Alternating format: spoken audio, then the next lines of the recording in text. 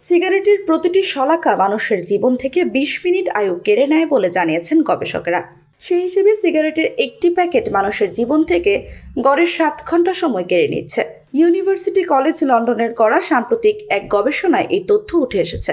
এক প্রতিবেদনে ব্রিটিশ সংবাদ মাধ্যম দ্য গার্ডিয়ান এই খবর জানিয়েছে।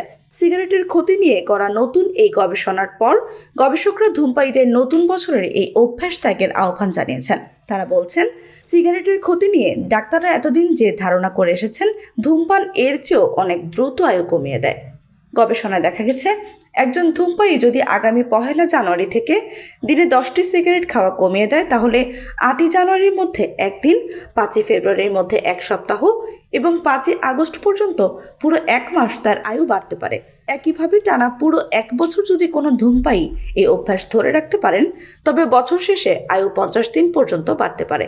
ধূমপান ঠিক কতটা ক্ষতিকর মানুষ তা জানে না বলে মন্তব্য করেছেন UCL এর principal research fellow doctor Sarah Jackson. যারা নিয়মিত ধূমপান করেন তারা জীবন থেকে প্রায় ১০ বছর সময় হারিয়ে ফেলেন।